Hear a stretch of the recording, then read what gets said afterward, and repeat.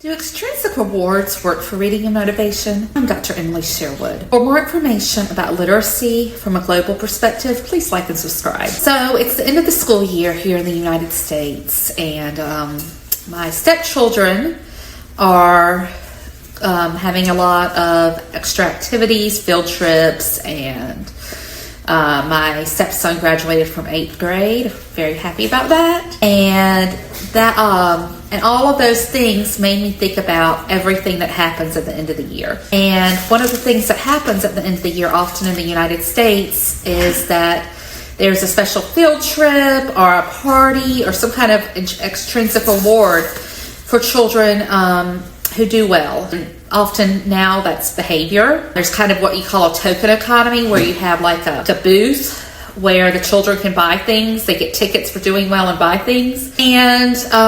And there's also rewards still oftentimes for reading, especially in the lower grade. There are all these programs where children have to read so many books a year, or they read the most in their class, and they get something special. And it made me think about when I was in the 5th grade. I was a huge reader. I was kind of a nerd. I was a nerd. There wasn't no kind of. I was a nerd. And I was the only child, and I read just all the time, because I got bored easily, and that was something I could do, and it was easy. And at that time, there were books all over the place, and my family was really into books. We had a lot of books. And the 5th grade was the year that Accelerated Reader was introduced. And those of you who are not from the United States, Accelerated Reader is a program where students read books and they take tests based on the books, and they get points for the books. And it's actually gotten so big that in some of the schools I worked at in East Tennessee, they part of their grade also came from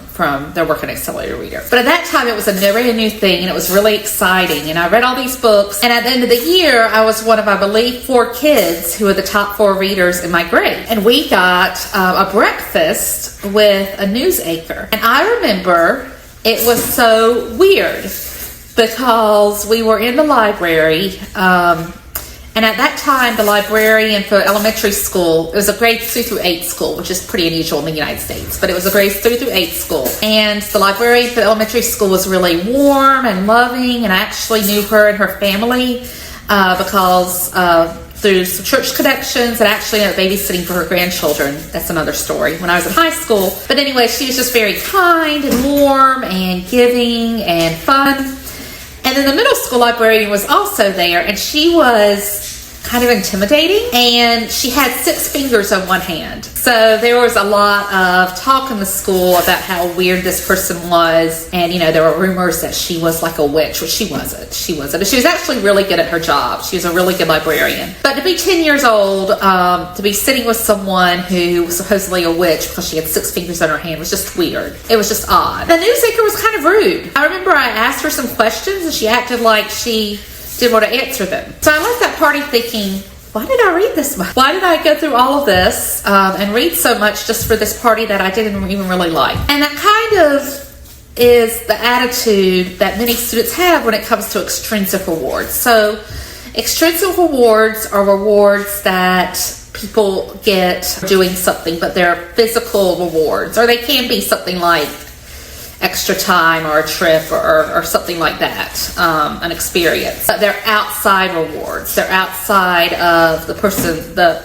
individual. So again, in the United States, there are all these behavior systems now where you get, tickets for being good, or you have a team, and sometimes in reading also, you get tickets for being good, or you get a compliment, or you get extra points, and then you can basically exchange that for a reward, and they're usually things like pencils or paper, and sometimes you can even save up and get things like books or stickers or something that you really want. But the research actually shows that extrinsic rewards are not, for the most part, are not a good idea. That means getting kids things, and especially things that have little value. So Linda Gambrell, a very good reading researcher from here in South Carolina who actually passed last year, her and Barbara Moronick, who's a professor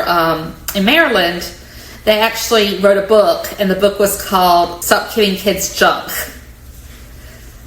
for Reading. And their whole idea in the book is that students don't respond very well when they just get trivial things like stickers or, candy or whatever they can get from the shack when they go to exchange their ticket, or they can earn things. And what they found in a lot of their research was that intrinsic rewards are better. So what are intrinsic rewards? Intrinsic rewards are things that come from the individual. So intrinsic rewards may be the satisfaction of reading a book about something that's interesting to you and learning about that. It may be the curiosity you get from that book. It may be the satisfaction of being able to read a hard book, getting through that hard book and being proud of yourself, the pride that you have in that. Things like that are much better than junk. And if you do give students extrinsic rewards, the research found that those rewards need to be meaningful and they need to somehow link to intrinsic rewards. So,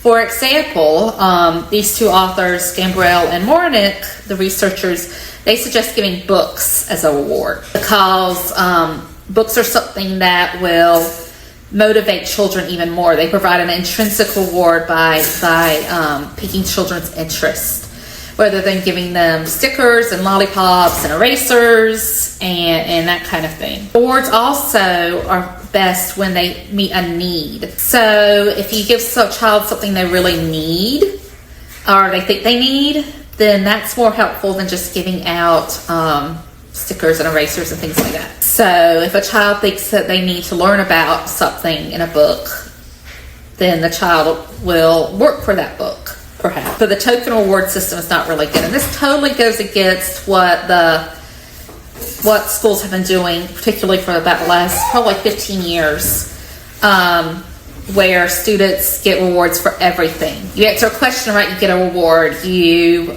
behave in class like you're supposed to anyway, you get a reward. You have your parents sign something, you get a reward. They're just really into rewards. And as a teacher, especially my last few years, it was almost hard to keep up with. There was a system, and you had to remember how many points a student got and rewards, and I was working at multiple schools, and so I had to remember all the school systems and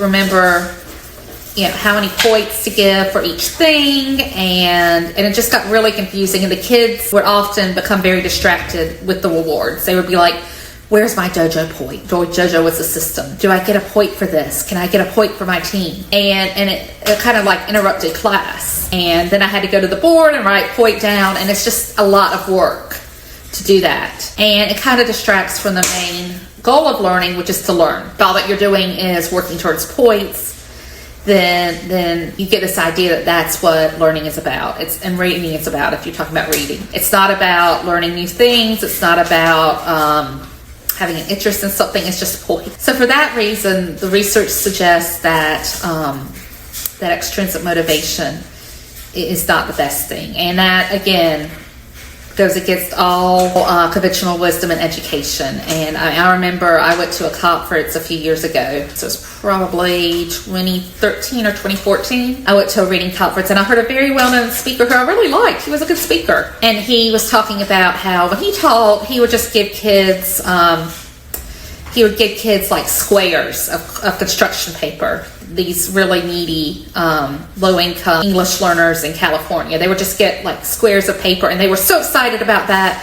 And it's so important to reward kids all the time. And that's not what the research says at all. So I think this is another case of our society and the culture that we live in coming into the classroom and influencing in a way that is not necessarily positive. This whole idea that you have to reward students is actually part of the evaluation process. That's an evaluation that teachers are judged on. If the principal comes in and observes the class, they expect that teacher to reward students in some way. So again, the research shows that this culture of reward is not good. However, it is so ingrained in the schools now that's become part of the culture. So I'm interested. I have viewers from all over the world, and this is translated into different languages. I'm interested.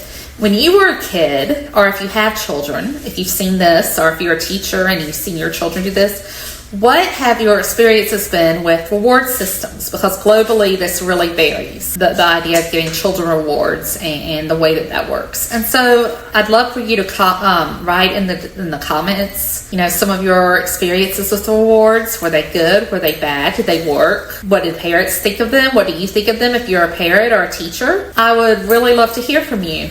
And thank you so much. Have a wonderful day and keep learning.